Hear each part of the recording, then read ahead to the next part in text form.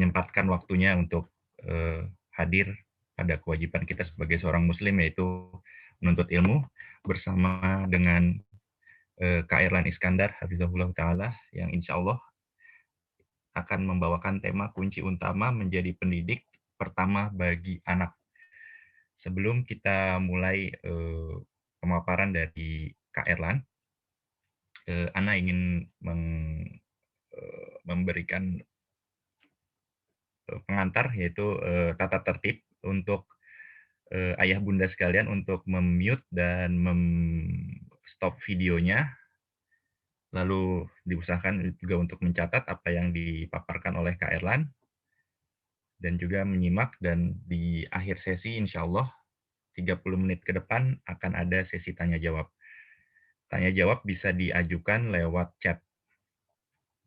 Baik, sebelum kita mulai, kita sapa dulu pemateri kita. Assalamualaikum warahmatullahi wabarakatuh, Kak Erlan. Kaifa halik?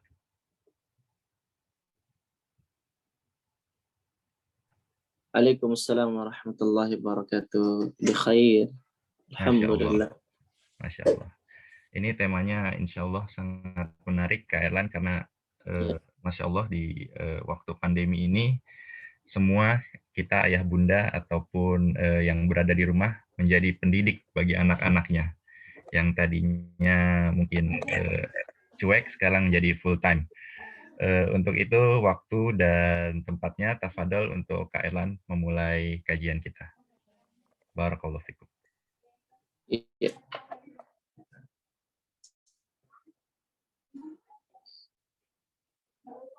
Baik, kita mulai ya. Bismillahirrahmanirrahim. Assalamualaikum warahmatullahi wabarakatuh. Alhamdulillahi rabbil alamin. Wa bihi nasta'in ala umurid dunya waddin. Wassalatu wassalamu ala ashrafil anbiya'i wal mursalin. Wa ala alihi wa ashabihi ajma'in, amma ba'du. Ayah bunda sekalian, para aba, para ummahat yang mencintai Allah dan semoga pula dicintai oleh Allah Subhanahu wa taala. Keberadaan kita sebagai hamba Allah mengharuskan kita untuk senantiasa banyak bersyukur kepada Allah, mengingat kenikmatan yang Allah Subhanahu wa taala limpahkan tidak terhitung jumlahnya. Dan kita juga mengucapkan salawat serta salam kepada Nabi kita, Nabi Muhammad sallallahu alaihi wasallam, suri tauladan yang paling baik bagi kita, yang sudah sebegitu lengkap dan komplit mengajarkan bagaimana kita menjadi orang tua dan juga pendidik ataupun pengajar yang baik bagi anak-anaknya. Ayah bunda sekalian dirahmati oleh Allah Subhanahu wa taala, kita bersyukur hari ini Allah Subhanahu wa taala mudahkan untuk bisa mengerjakan amal-amal ketaatan, dan di antara amal yang sebentar lagi akan kita laksanakan ialah kita akan bersama bertafakuh fiddin, kita akan sharing dan berbagi tentang materi yang cukup menarik dalam kajian yang diselenggarakan oleh tim Suamiku Surgaku yang bekerja sama dengan Sebaris ya, dan juga tim-tim yang lainnya. Dan alhamdulillah kita bersyukur kepada Allah, kita tergerak untuk bisa ikut kajian semisal ini, karena orang tua butuh sekali untuk di-charge, untuk ditambah terus semangatnya, karena semangat itu kan sebagaimana iman ya, kadang naik kadang turun. Al-imanu yazid wa yanqus. Iman itu kadang naik kadang turun, sama halnya seperti semangat, sehingga perlu untuk dicas terus-menerus agar kita bisa bersemangat untuk menjadi orang tua yang baik bagi anak-anak kita. Maka pada kesempatan siang hari ini, ayah bunda, para abah dan ummahat sekalian dirahmati oleh Allah, kita akan mengkaji sebuah tema yang cukup menarik. Judulnya adalah kunci utama bagi pendidik pertama untuk anak. Maksudnya adalah kunci-kunci penting yang harus dimiliki oleh para orang tua supaya bisa menjadi pendidik yang baik bagi anak-anaknya. Kami ucapkan ahlan wa sahlan bihudurikum. Selamat datang kepada ayah bunda yang sudah hadir di ruang aplikasi Zoom ini. Insya Allah bersama kita akan kaji tema yang menarik ini dan kita langsung sampaikan poin demi poinnya untuk menghemat waktu, dan semoga Allah Subhanahu wa taala berikan kepada kita faedah ilmu yang bermanfaat. Allahumma 'allimna bima yanfa'una wanfa'na bima 'allamtana wa zidna ilma. Baik, ayah bunda sekalian dirahmati oleh Allah Subhanahu wa taala. Ada beberapa kunci yang hari ini akan kita sebutkan pada kajian kali ini. Setidaknya kurang lebih ada 4 kunci penting yang menjadi kunci-kunci utama yang harus kita perhatikan sebagai orang tua yang juga punya kewajiban untuk mendidik dan mengajarkan ilmu kepada anak-anaknya.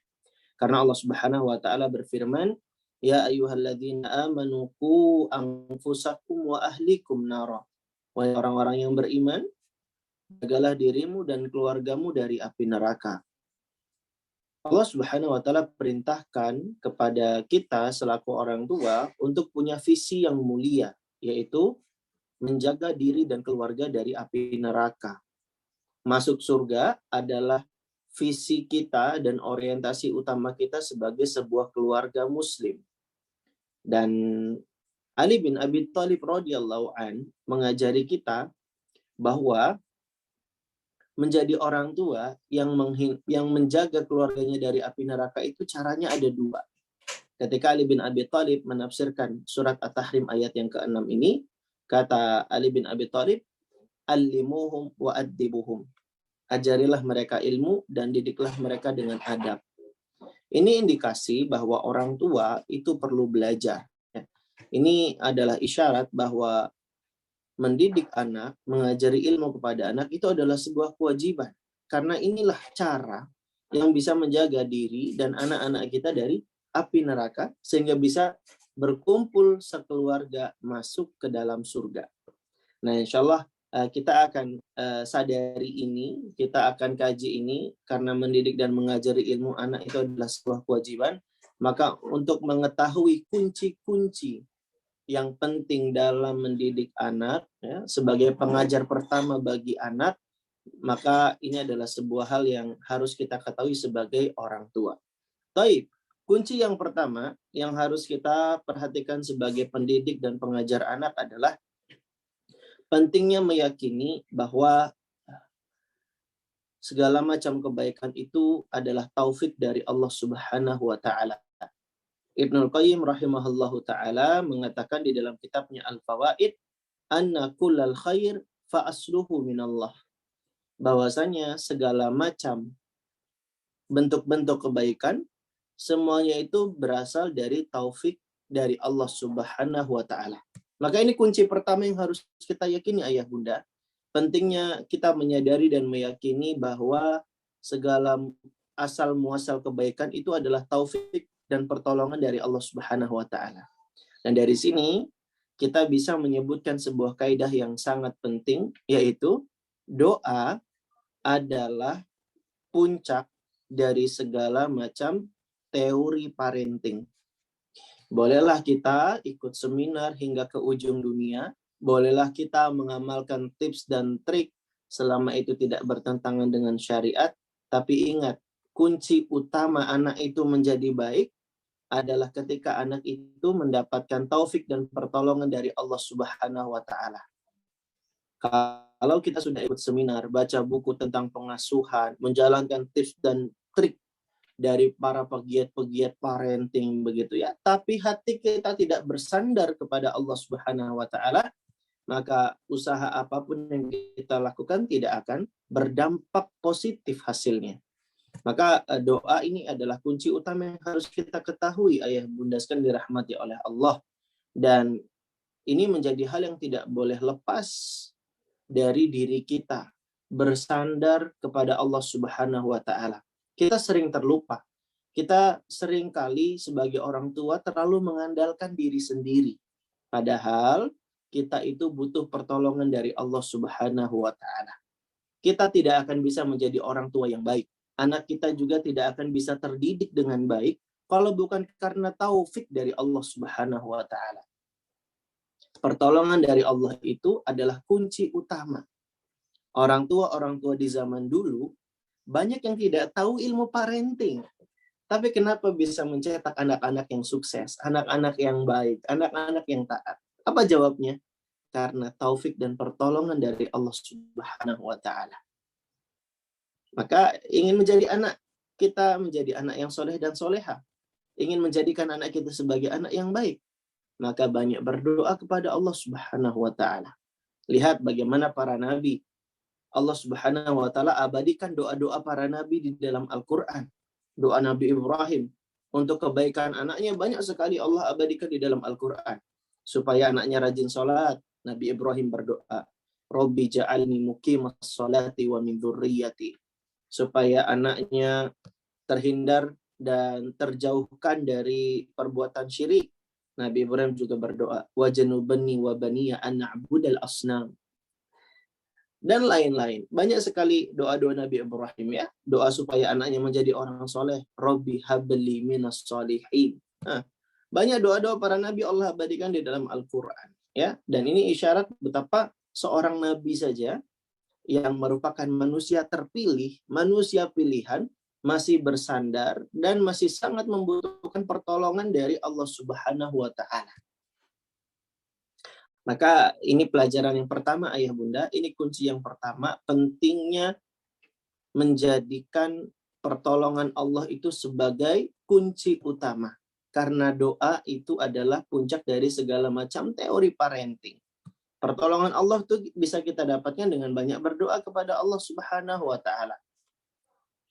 Bukankah kita tahu ayah bunda ada sebuah kisah dari seorang ulama namanya Fudail bin Iyad. Fudail bin Iyad itu adalah seorang ulama yang terlambat dapat hidayahnya. Dia dulunya adalah mantan perampok. Dia dulunya adalah penyamun kelas kakap. Dapat hidayah karena mendengar ayat-ayat Allah Subhanahu wa taala. Dan singkat cerita, Fudail bin Iyad berusaha keras untuk mendidik anaknya. Lalu kemudian Fudail bin Iyad pun merasa tidak mampu, merasa tidak kuasa, hingga kemudian Fudail bin Iyad pun ya berdoa kepada Allah Subhanahu wa taala dengan sepenuh harap, dengan benar-benar meminta. Fudail bin Iyad pun bermunajat, Allahumma inni ijtahadtu an uaddiba aliyan falam aqdir ala ta'dibihi fa'addibahu li. Fudail bin Iyad berdoa, Allahumma ya Allah, ini ijtahadtu an uaddiba aliyan. Sungguh aku telah berusaha keras untuk mendidik anakku yang namanya Ali. Falam aqdir ala ta'dibihi. Tapi ya Allah, aku tidak kuasa dan tidak mampu untuk mendidiknya. Fa'addibahu li. Maka ya Allah, didiklah Fudail anakku tersebut untuk diriku. Fudail bin Iyad membacakan doa ini dengan sepenuh harap, dengan sepenuh pinta kepada Allah Subhanahu wa taala. Maka apa yang terjadi ayah bunda? Seorang ulama yang sangat bersandar kepada pertolongan Allah, kemudian melihat bentuk-bentuk ijabah dari doanya. Anaknya yang bernama Ali menjadi sosok yang tumbuh dalam ketaatan, dan Ali bin Fudail bin Iyad menjadi seorang anak yang hatinya begitu lembut, sampai-sampai dia sangat mudah tersentuh dengan ayat-ayat Al-Quran. Kalau mendengar ayat Al-Quran yang bercerita tentang surga ataupun neraka, bicara tentang nikmat kebahagiaan di akhirat, ataupun duka dan siksa serta azab yang ada di neraka, maka berbicara tentang hal ini hatinya sangat renyuh, sampai-sampai mudah menitikan air mata. Pernah suatu kali dia mendengar ayat-ayat yang berbau tentang azab dan siksa, dia kemudian nangis sekencang-kencangnya sampai pingsan, tak sadarkan diri. Masya Allah ya. Terbuat dari apa hati anak semacam ini? Ya, yang jelas hati yang semisal ini adalah buah dari doa dari ayahandanya, Fudail bin Iyad, yang bersandar sepenuhnya kepada pertolongan Allah Subhanahu wa taala. Singkat cerita, Ali ini ikut sholat bermakmum bersama ayahnya. Fudail bin Iyad itu kalau dia jadi imam, maka dilihat dulu anaknya, ada atau tidak. Kalau ada anaknya si Ali, maka dia bacakan ayat-ayat Al-Quran, surat-surat yang tidak terkandung kalimat-kalimat yang berkaitan dengan azab dan siksa. Karena dia tahu anaknya ini sangat sulit mendengar ayat seperti ini sampai bercucuran air matanya. Qadarullah wa masya'a fa'al. Kala itu, Fudail bin Iyad mengimami sholat dengan membacakan surat Az-Zumar ayat ke-47.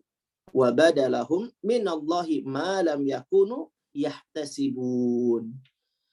Sampai di ayat Az-Zumar yang ke-47, Allah berfirman, dan jelaslah bagi mereka azab dari Allah yang belum pernah mereka perkirakan. Ternyata ada ayat ini yang dibaca oleh Fudail bin Iyad di dalam sholatnya. Maka seketika ada suara jerit tangis terdengar, dan selesai sholat didatangi sumber suara isak tangis tersebut, ternyata berasal dari Ali, anaknya Fudail ini, yang sudah ditemukan dalam keadaan tidak sadarkan diri. Ketika dibangunkan ternyata dia sudah meninggal dunia. Disebutlah Ali ini sebagai qatilul Quran, orang yang terbunuh karena mendengar ayat Al-Quran. Begitu lembut hatinya, begitu tinggi imannya, ya, dan begitu kualitas pribadinya, itu semua adalah berasal dari taufik dan pertolongan dari Allah Subhanahu wa taala dan tersebab dari doa yang dipanjatkan oleh ayahnya. Maka wajar kiranya Sufyan bin Uyainah, seorang ulama ya, kita kenal namanya begitu masyhur, beliau memberikan testimoni untuk Fudail dan anaknya yang namanya Ali ini. Ma ra'aitu ahadan akhwafu minallah min Fudail wa banihi. Tidaklah seorang pun aku lihat di zaman kita ini yang paling besar rasa takutnya kepada Allah melebihi Fudail bin Iyad dan juga anaknya yang bernama Ali. Lihat ayah bunda, ini pelajarannya sangat mahal sekali. Pentingnya menghadirkan Allah Subhanahu wa taala di dalam pengasuhan dan pendidikan kita. Nggak boleh bersandar dengan kemampuan pribadi, tidak boleh mengandalkan diri sendiri, karena kita itu lemah. Bukankah kita yang mengucapkan di dalam zikir pagi petang kita, ya Hayyu ya Qayyum bi rahmatika astaghits aslih li sya'ni kullah wa la takilni ila nafsi tarfata ain. Kita nggak bisa mengurus diri kita walau sekejap mata saja. Maka kita butuh pertolongan Allah Subhanahu wa taala. Mari kita mencontoh Fudail bin Iyad yang benar-benar bersandar dengan pertolongan Allah. Dia berdoa, Allahumma inni ijtahadtu an u'addiba aliyan falam aqdir ala ta'dibihi fa'addibahu li. Masya Allah, doanya indah. Mari kita mencontoh para nabi. Nabi Ibrahim alaihissalam berdoa untuk anaknya. Nabi Zakaria, orang-orang yang beriman, hamba-hamba yang sejati. Allah abadikan doa-doa mereka di dalam Al-Quran. Rabbana hablana min azwajina wa dhurriyyatina qurrata a'yun lil muttaqina imam. Dan banyak sekali doa-doa semisal ini. Maka ayah bunda yang saat ini sedang merasa kelelahan dalam mengasuh dan mengajar anak-anaknya, kembalikanlah kepada Allah Subhanahu wa taala. Berdoalah kepada Allah. Untuk ayah bunda yang merasa kelelahan menghadapi anak yang kian nakal. Untuk ayah bunda yang mulai bosan menghadapi anak yang sering sekali membantah perintah. Kembalikanlah kepada Allah Subhanahu wa taala. Annakula khair fa'asluhu minallah. Segala macam kebaikan itu asalnya dari Allah. Maka berdoa. Sadari taufik itu dari Allah. Nah, kadang kita tuh mau ngajari anak, lupa doa sama Allah. Kita lupa bersandar kepada Allah Subhanahu wa taala dalam tiap pengasuhan dan pendidikan kepada anak-anak kita. Padahal nggak akan bisa anak kita mengerjakan amal kebaikan walau setiap hari kita ajarkan, walau setiap hari kita paparkan. Tapi kalau anak kita nggak dapat taufik, nggak dapat pertolongan Allah, nggak akan bisa dia beramal kebaikan. Apa kata Mutarrif bin Abdillah? Lau ukhrija qalbi thumma ju'ila fi yasari. Kalau hatiku dikeluarkan, ditaruh di sebelah kiri. Waji'a bil khairati kulliha. Lalu didatangkan macam-macam amal kebaikan semuanya. Thumma ju'ila fi yamini. Lalu ditaruh di sebelah kanan. Jadi, hati dikeluarkan, ditaruh sebelah kiri, Lalu kemudian amal-amal kebaikan, apapun itu, sedekah, senyum, puasa, sholat, zakat, haji, ya, dan lain-lain sebagainya, didatangkan amal-amal kebaikan ini, lalu ditaruh di sebelah kanan. Apa kata Mutarif bin Abdillah melanjutkan? Lam astati' an aj'ala syai'an fi qalbi illa ayyakuna Allah alladhi yada'uhu. Kata Mutarif, aku tidak akan pernah mampu memasukkan amal-amal kebaikan yang banyak ini ke dalam hatiku kecuali jika Allah yang meletakkannya di dalam hatiku. Ada yang masjidnya itu di depan rumah, tapi berat untuk melangkah sholat berjamaah. Ya karena belum dapat taufik dan pertolongan dari Allah Subhanahu wa Ta'ala. Ada yang pasang aplikasi Al-Quran di dalam HP-nya, tapi nggak pernah dibuka. Lebih sering buka Instagram, WhatsApp, Telegram, dan juga aplikasi-aplikasi lainnya. Kenapa berat sekali membuka aplikasi Quran? Karena belum mendapat taufik dan pertolongan dari Allah Subhanahu wa Ta'ala. Ada orang tua yang selalu rutin mengajarkan anaknya, ya, tapi anaknya nggak dapat hidayah, ya tak akan bisa anaknya mengerjakan amal-amal kebaikan. Karena hidayah dan taufik itu di tangan Allah Subhanahu wa Ta'ala. Ibnu Qayyim juga mengatakan inna taufiqa biyadillah, laisa biyadil abdi. Sesungguhnya hidayah taufik itu di tangan Allah, bukan di tangan seorang hamba. Oleh karenanya ayah bunda, ini kunci pertama yang harus kita ingat.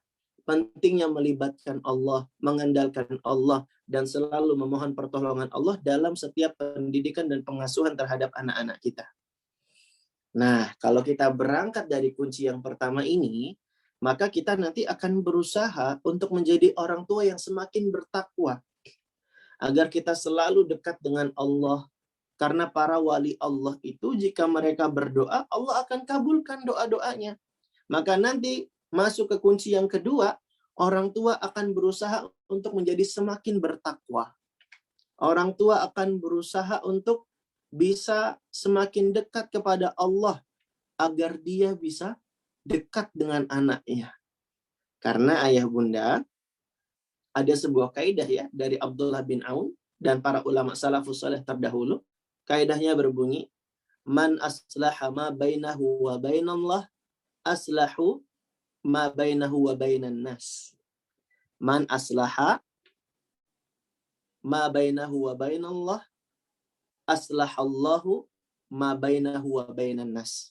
Siapa saja yang memperbaiki hubungannya dengan Allah, maka Allah akan memperbaiki hubungannya dengan sesama manusia. Termasuk anak kita. Anak kita juga manusia ya. Ketika kita memperbaiki hubungan kita kepada Allah, Allah akan perbaiki hubungan kita dengan anak kita. Nasihat akan mudah diterima, ya. Apa yang kita ajarkan mudah tertanam, begitu ya. Ketika kita bertakwa kepada Allah Subhanahu wa Ta'ala, memperbaiki hubungan kita kepada Allah Subhanahu wa Ta'ala. Syekh Muhammad bin Shalih Al-Utsaimin dalam fatwa Nur al-Darb, beliau katakan, fala adhunnu anna ahadan ittaqallaha fi auladihi wa salaka sabila syari'ah fi tawjihihim illa anna Allah Subhanahu wa Ta'ala yahdi auladahu. Kata Syekh Muhammad bin Shalih Al-Utsaimin rahimahullah, manakala seseorang itu bertakwa kepada Allah dalam mendidik anaknya dan menempuh metode yang sesuai syariat dalam mengarahkan anaknya, maka aku tidaklah mengira melainkan Allah pasti akan memberikan hidayah kepada anak-anaknya biiznillah. Maka ayah bunda, mari kita menjadi orang yang bertakwa. Karena kita kalau sudah memperbaiki hubungan kita kepada Allah, menjadi orang yang semakin baik kepada Allah, ya, jadi makin taat kepada Allah, maka ini jadi di antara kunci yang penting juga untuk menjadikan anak-anak kita menjadi anak yang soleh dan soleha. Dan kalau orang tua yang bertakwa itu, dia juga nanti akan terus semangat memberikan keteladanan. Ini ayah bunda, PR kita bersama ini, masalah keteladanan. Ini adalah sebuah hal yang langka di zaman-zaman sekarang.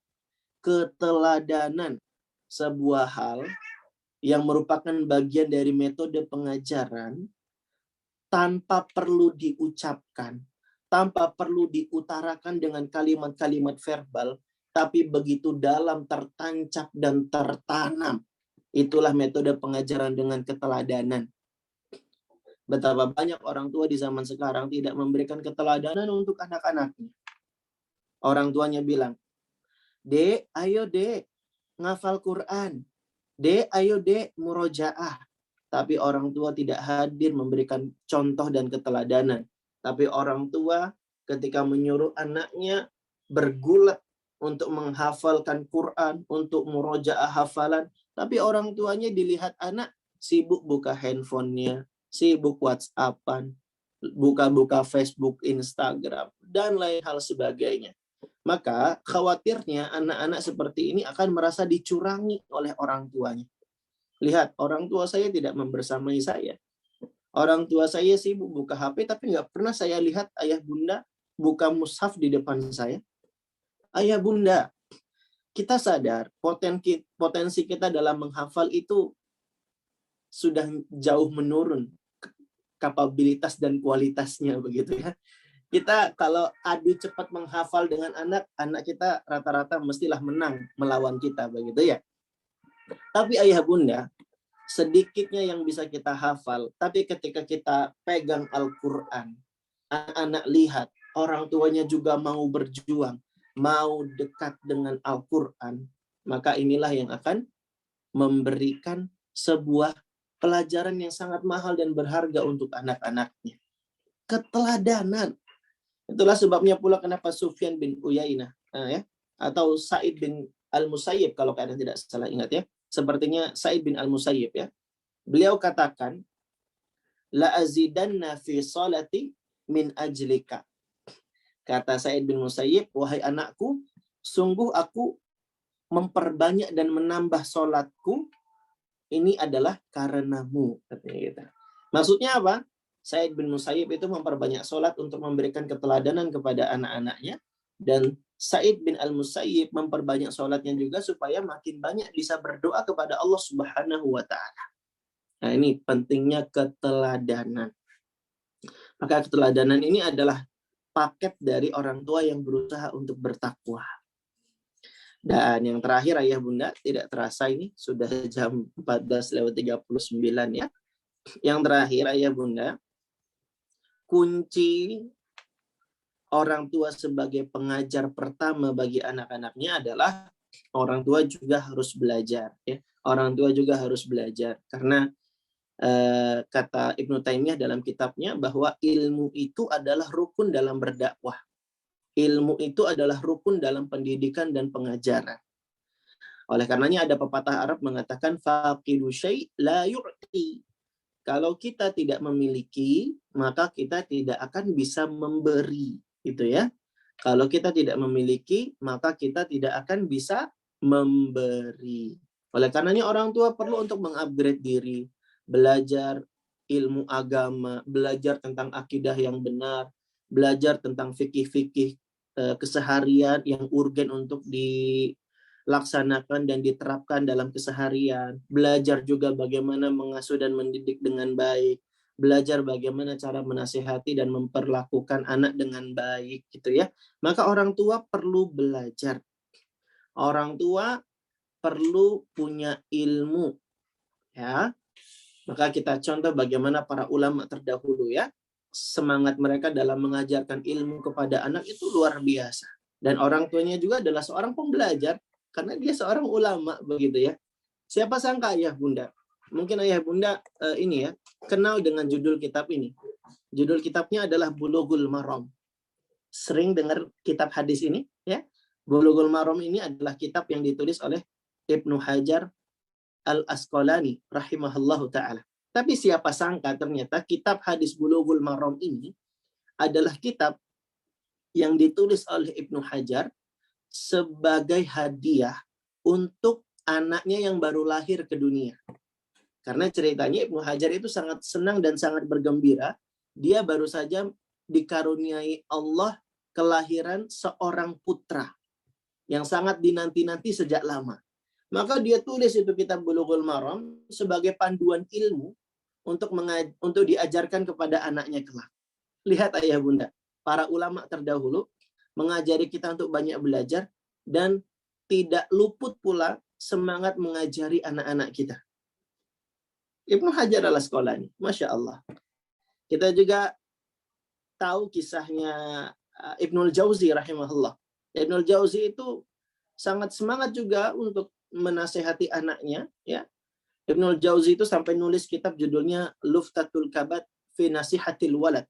Berisi 18 bab yang semuanya fokus bicara tentang menasihati anak.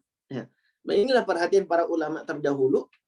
Mereka semangat untuk mengajari anak dan mereka juga semangat untuk mempelajari dan untuk belajar terus-menerus untuk kebaikan diri dan kebaikan anak-anaknya kelak.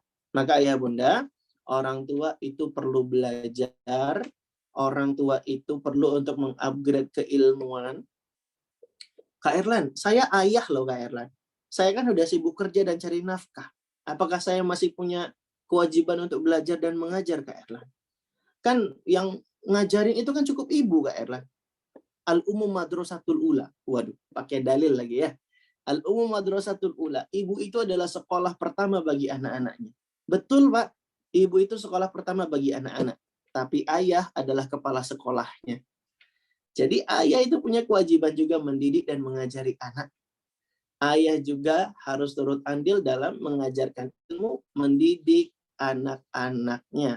Sinergi antara ayah dan ibu itu sangat diperlukan untuk mencetak anak yang soleh dan solehah. Maka orang tua perlu belajar.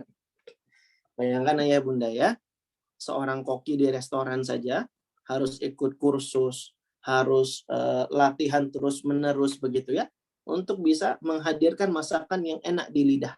Mereka perlu belajar. Mereka bekerja di restoran itu kan sekitar 6-8 jam. Mereka perlu belajar untuk menciptakan masakan yang enak gitu ya. Montir yang bekerja di bengkel, mereka juga perlu belajar. Mereka kursus, mereka latihan terus-menerus, memperbaiki sehingga jam terbangnya tinggi, dan kemudian menjadi ahli dalam memperbaiki kendaraan yang rusak. Montir perlu belajar. Padahal jam kerjanya di bengkel paling sekitar 6-8 jam.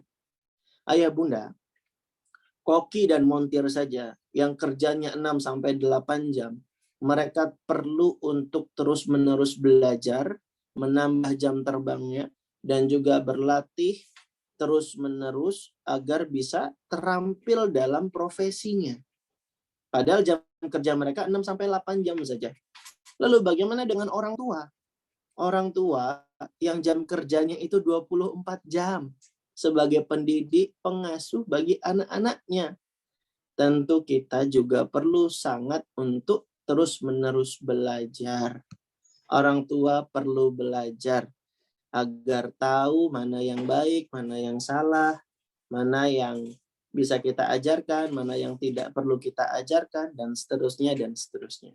Ala kulli hal, inilah kunci-kunci yang penting dalam mendidik anak ya. Yang pertama tadi adalah doa. Doa itu adalah puncak terpenting dari segala macam teori parenting. Yang kedua, jadi orang tua harus bertakwa. Yang ketiga, kunci mendidik anak itu adalah dengan keteladanan. Dan yang keempat, kunci mendidik anak adalah orang tua jangan pernah bosan untuk terus-menerus belajar. Mungkin ini yang bisa kami sampaikan. Wallahu ta'ala a'lamu bishawab. Kita lanjut dengan sesi tanya jawab. Nah, Jazakumullah barakallahu fiik atas paparannya Kak Erlan. Masuk ke sesi tanya jawab. Langsung saya bacakan pertanyaan yang masuk, udah lumayan banyak, mungkin tidak dapat kami bacakan semuanya karena keterbatasan waktu. Pertanyaannya Ana gabung jadi 2, Kak Erlan. Bagaimana mendidik anak laki-laki dan perempuan saat pandemi? Lalu bagaimana cara mengajarkan tauhid untuk anak usia 2-3 tahun? Tafadhol, Kak Erlan. Ya. Alhamdulillah, assalatu wassalam ala Rasulillah wala haula wala quwata illa billah wa ba'du. Tayyib. Ada pertanyaan yang cukup menarik di sini. Yang pertama, ayah bunda, ada pertanyaan seputar bagaimana mendidik anak laki-laki dan perempuan di masa pandemi seperti ini ya. Maka yang pertama, pesan kami untuk para orang tua adalah pentingnya orang tua untuk banyak berdoa kepada Allah Subhanahu wa taala. Itu pesan kita sejak tadi ya. Lalu kemudian yang kedua, orang tua jangan sampai mati gaya ya. Orang tua harus cari cara untuk bisa membuat anak tetap semangat belajar ya, memberi reward, memberi hadiah-hadiah ya, yang kemudian bisa memancing semangat anak untuk tetap belajar. Karena di masa-masa pandemi seperti ini, anak-anak itu rentan sekali mengalami kebosanan begitu ya, sehingga orang tua perlu cari cara dan trik yang baik ya, sehingga bisa membuat anak itu jadi tetap semangat belajar. Orang tua juga harus membersamai ya, harus support anak ya, jangan biarkan anak sendiri, sehingga orang tua benar-benar jadi teman yang baik bagi anak begitu ya. Lalu yang ketiga, orang tua juga harus semangat untuk mengontrol dan mengawasi anak, karena di masa pandemi semisal ini anak-anak itu kan kedekatannya dengan gadget jadi bertambah besar ya, sebab mereka harus sekolah online dan mau tidak mau kita beri perangkat gadget begitu ya. Dan ternyata berdasarkan survei, pengguna game online dari kalangan anak-anak dan remaja di masa pandemi ini meningkat pesat sekali ya, sehingga orang tua perlu untuk membatasi, orang tua perlu untuk mengawasi, dan orang tua menjadi pendidik yang ideal, yang pola pengasuhannya itu tidak terlalu permisif dan tidak pula terlalu otoriter gitu ya, tidak terlalu represif. Kalau pola pengasuhan permisif itu adalah pola pengasuhan yang apa-apa serba boleh. Kalau pola pengasuhan resesif atau otoriter itu serba-serba enggak boleh. Nah, khairul umuri awsatuha, maka orang tua mengambil pola yang pertengahan, dan kita tidak terlalu resesif, tidak pula terlalu otoriter ya. Berikan apresiasi jika anak itu belajar dengan baik ya. Kemudian kita juga tegas terhadap hal-hal yang memberikan mudarat bagi anak, begitu ya. Maka ini adalah pesan kami dalam membersamai anak-anak kita di masa pandemi sekarang ini, dan semoga Allah Subhanahu wa taala segera angkat wabah ini ya, dan kita bisa terlepas dari wabah ini dan mengambil manfaat-manfaat yang lebih jika pandemi ini telah berakhir. Nah, lalu kemudian pertanyaan yang kedua, tadi apa ya? Saya lupa. Tauhid untuk anak usia 2-3 tahun, Kak. Baik. Nah, jadi ayah bunda, kita itu kan ini ya harus mengkaji terlebih dahulu ya, karena untuk menanamkan tauhid itu kan dilihat fase usianya. Kita bagi dulu fase usia itu, yang pertama 0-2 tahun. 0-2 tahun itu yang paling dominan adalah indera pendengaran. Lalu kemudian 2-7 tahun, 2-5 atau 7 tahun, 2 sampai usia tamyiz gitu ya. Itu yang dominan adalah penglihatan. Lalu kemudian usia tamyiz ke atas, usia 7 tahun ke atas atau 5 tahun ke atas ya, maka yang dominan adalah pemahaman. Jadi memang begini urutan potensi indera yang berkembang ya, pendengaran, penglihatan, dan pemahaman.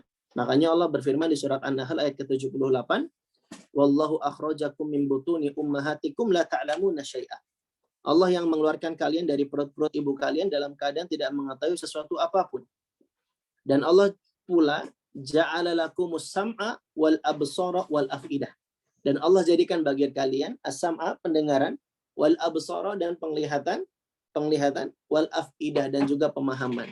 Jadi Allah sebut berurut ini, pendengaran, penglihatan, dan juga pemahaman. Dan ini sesuai dengan urutan fase usia tumbuh kembang kita, ya.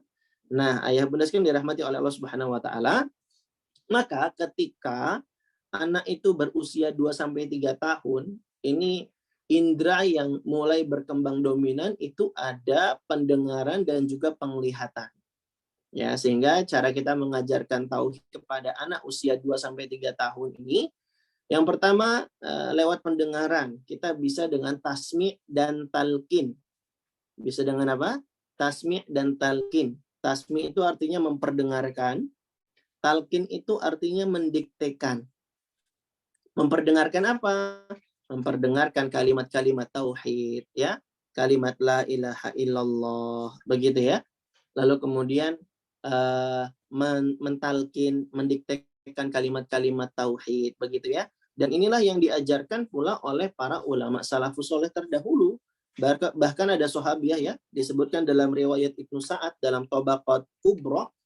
Di sana diceritakan ada Ummu Sulaim radhiyallahu anha yang mentalkin Anas bin Malik yang masih bayi ketika itu, diajari untuk mengucapkan la ilaha illallah. Nah, apa kata Ummu Sulaim? Faja'altu tulakinu Anasan wa tushiru ilaih. Aku itu mentalkin anak dan mengisyaratkan si Anas untuk mengikuti apa yang aku ucapkan. Kul la ilaha illallah wa kul asyhadu anna Muhammadar Rasulullah. Jadi bahkan sebelum disapih gitu ya. Sebelum anak berusia 2 tahun, ternyata ini sudah diajari kita oleh sahabiah Ummu Sulaim untuk memperdengarkan kalimat-kalimat tauhid, untuk didiktekan kalimat-kalimat la ilaha illallah, asyhadu anna Muhammadar Rasulullah. Dan ini dilakukan oleh para ulama dan sahabiah terdahulu dalam rangka supaya kalimat pertama yang bisa diucapkan anak itu adalah kalimat tauhid gitu. Dan kita akan jumpai banyak riwayat yang menyebutkan kisah-kisah yang semisal, ya. Misalnya Ali bin Al-Husain yang disebutkan dalam riwayat Ibnu Abi Syaibah, di mana Ali mendiktekan kepada anaknya, kul amantu billah wa kafartu taghut. Ali bin Al-Husain diktekan anaknya dengan mengatakan, katakanlah nak, amantu billah, aku beriman kepada Allah dan aku kufur terhadap taghut. Ini Ali bin Al-Husain mendiktekan anaknya dengan kalimat-kalimat semisal ini. Nah, maka untuk anak-anak seusia ini sering-sering diperdengarkan kalimat-kalimat tauhid, ya. Kemudian didiktekan, ajak mereka, latih mereka untuk mengucapkannya, begitu ya. Bahkan Ibrahim An-Nakhai menyebutkan ya, bahwa para ulama soleh terdahulu sering sekali mengucapkan kalimat la ilaha illallah sebanyak 7 kali dengan harapan kalimat inilah yang nanti akan menjadi ucapan pertama dari anaknya. Nah, jadi 2-3 tahun diperdengarkan.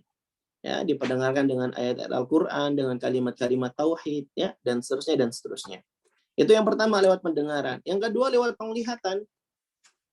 Anak 2-3 tahun matanya itu akan tertambat dan terikat dengan apa yang dilakukan oleh kedua orang tuanya. Maka orang tuanya tunjukkan sikap-sikap yang itu menandakan orang tua mengajari tauhid kepada anak-anaknya. Misalnya ketika anak melihat orang tua membawa buah-buahan dari pasar, misalnya begitu ya, maka orang tua menyebut nama Allah, menghadirkan nama Allah di momen-momen bahagia, gitu ya. Alhamdulillah nak, ini buah yang kasih Allah. Ini buah jadi matang karena Allah. Allah itu baik nak sama kita. Nah, orang tua mencontohkan untuk selalu mengembalikan segala kenikmatan pada Allah. Ini kan pelajaran tauhid ya. Nah, dengan contoh-contoh yang sederhana bagi anak begitu. Ketika orang tua lagi cari kunci motor, biasanya bapak-bapak ya, sering selip, lupa kunci motor ditaruh mana. Maka tunjukkan di hadapan anak kalau kita bersandar kepada Allah. Anak melihat kita angkat tangan, ya Allah, hamba bersandar kepadamu ya Allah, bantulah hamba untuk mencari kunci motor ya Allah. Lihat, anak jadi belajar. Oh, kalau ada apa-apa, mintanya kepada Allah, gitu. Nah, anak pun nanti kita ajari ketika dia pengen mainan, ya, doa sama Allah, ya. Kalau kita mau pergi berangkat kerja ke kantor, bilang ke anak, nak, kalau ada apa-apa, doa ya sama Allah, gitu. Jangan seperti sebagian orang tua yang terlalu mengandalkan dirinya, sampai-sampai berkata kepada anak, nak, kalau ada apa-apa hubungi ayah ya. Nah, kalimat ini adalah kalimat yang tidak tepat. Justru inilah kesempatan kita menanamkan tauhid. Nak, ayah mau berangkat ke kantor. Adik di rumah ya. Nanti kalau ada apa-apa doa sama Allah nak ya. Ihfadillah yahfadka. Kalau kita jaga agama Allah, Allah akan menjaga kita. Idza sa'alta fas'alillah. Jika kamu meminta, mintalah kepada Allah.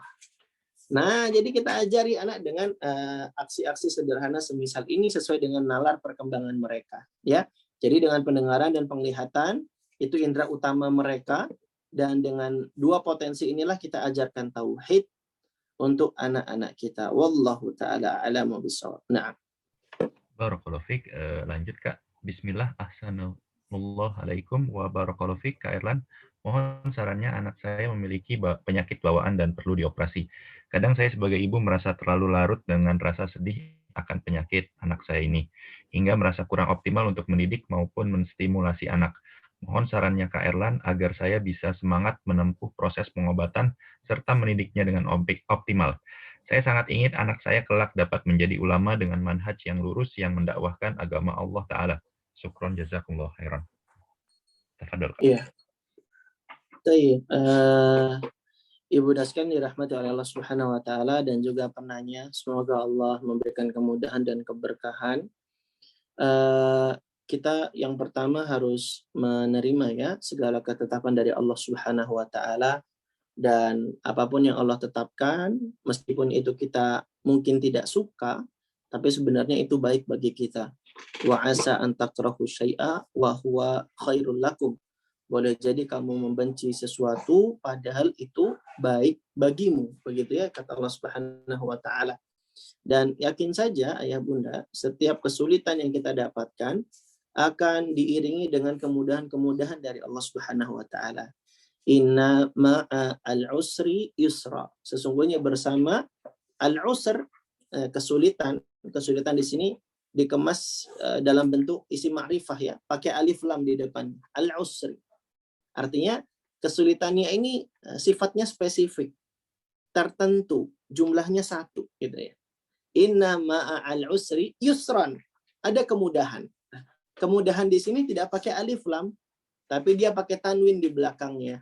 Maka ini namanya isim nakirah yang menunjukkan makna general, umum, tidak spesifik, tidak satu, dan jumlahnya banyak.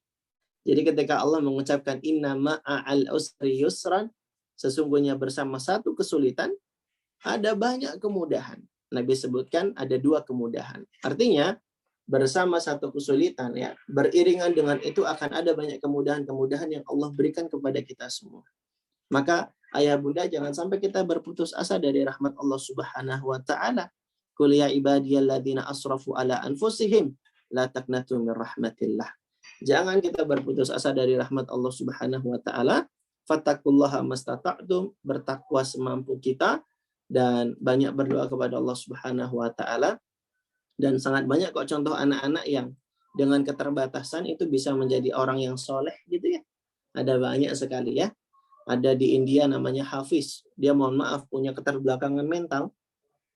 Selalu teriak-teriak ya. Tapi kalau dia dengar ayat Quran, dia jadi diam dan tenang. Dan ternyata dia mendengar dan menghafal. Hingga kemudian dia bisa hafal ayat Al-Quran. Semuanya. Masya Allah ya. Ada juga anak yang buta, jihad namanya. Dia meskipun tidak bisa melihat, tapi dia kuat dalam hafalan. Ya. Dan setiap anak kita itu adalah anak-anak yang spesial, anak-anak yang punya keutamaan. Jadi bersabar dan kita yakin ini adalah titipan dari Allah. Dan musibah itu, ujian itu tidak akan pernah salah dalam memilih pundak. Jadi ayah bunda tetap semangat. Semoga Allah memberikan kemudahan. Dan mungkin kita cukupkan ya. Karena qadarullah ini sudah azan asar di sini. Nah. Jazakumullah wa barakallahu fiik atas jawabannya dari Kak Erlan. Terakhir mungkin Kak Erlan bisa menyampaikan kesimpulan dan sekaligus menutup kajian pada sore ini. Tafadhol Kak. Iya. Baik, ayah bunda sekalian yang dirahmati oleh Allah Subhanahu wa taala, penting kiranya bagi kita menjadi orang tua itu untuk terus-menerus belajar ya. Dan penting bagi kita sebagai orang tua untuk semakin dekat dan semakin taat kepada Allah Subhanahu wa taala. Guru kami Ustaz Aris Munandar mengatakan sudah selayaknya orang tua itu ketika dapat momongan dia harus jadi makin dekat dan makin taat kepada Allah Subhanahu wa taala. Dan ayah bunda, di masa pandemi ini jangan lelah, jangan bosan membersamai anak-anak kita belajar gitu ya. Karena menyesal itu adalah ketika anak kita minta diajari dan minta ditemani main sama kita, tapi ternyata kita tidak cukup sediakan waktu buat mereka di masa kecilnya. Gara-gara kesibukan kita. Nah, ketika tua, kita baru punya banyak waktu, tapi anak kita sudah tidak terlalu butuh lagi dengan kita, dan dia tersibukkan dengan urusannya. Nah, itulah menyesal yang paling menyesal. Maka mumpung anak kita masih kecil, dan masa mereka itu di dalam asuhan kita kan tidak lama ya, cuma sebentar saja. Maka kita manfaatkan ayah bunda, semoga Allah memberikan pertolongan kepada kita, dan memberikan taufik dan hidayah kepada kita semua. Wallahu a'lamu bishawab. Subhanakallahumma bihamdika asyhadu alla ilaha illa anta astaghfiruka wa atubu ilaik.